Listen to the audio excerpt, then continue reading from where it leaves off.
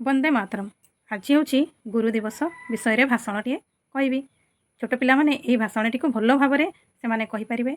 मुझे सम्मानीय सभापति महोदय, पूज्य गुरुजी और गुरुमावृंद, उपस्थित मोर सान बड़ भाई और भौणी माने आज यही पवित्र गुरु दिवस विषय मते किछि कहबाकू अनुमति मिलिथिबारु मु निजको धन्य मने करुछि। गुरु समस्तंकर नमस्य और पूज्य। तांको बिना विद्यार्जन असंभव। गुरु को आशीष लाभ करी व्यक्ति बड़ होई पारे। विद्यालय पालित विभिन्न उत्सव मध्य गुरु दिवस अन्यतम।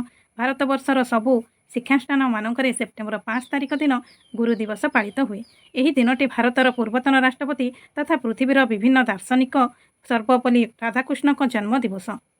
गुरु समाजर वंदनीय व्यक्ति, तेणु तांको सम्मान देवा जातिर कर्तव्य। तेणु गुरु दिवस पालन माध्यम छात्र छात्री मनरे गुरु प्रति भक्तिभाव जात होता है। बहु पुरातन कालरू गुरु परंपरा अच्छी। गुरुकुलाश्रम रही शिष्य विद्यालाभ करुला। अतीतर गुरुकुलाश्रम आज नहीं। इंग्रेज तथा विदेशी मानक शासन काल में शिक्षार उन्नति हो पारा नहीं। शिक्षक जाति तथा शिक्षार विकास पाई स्वाधीनता पर राष्ट्रपति राधाकृष्ण चिंता करथिले। तेणु तांकर जन्म तिथि को 1962 सेप्टेम्बर 5 तारिख गुरु दिवस रूपे पालन करा जाउछि। गुरु दिवस एक महान दिवस। यह गुरु और छात्रों मध्य उन्नत संपर्क सृष्टि करे। शिक्षक माने मध्य पूज्य हेबापई निजको यज्ञ कराती। तेणु गुरु पूजा सर्वदा करणीय। शेषे एति कहबी, गुरु ब्रह्मा गुरु विष्णु गुरुदेव महेश्वर गुरु साक्षात परम ब्रह्म तस्मै श्री गुरुवे नमः।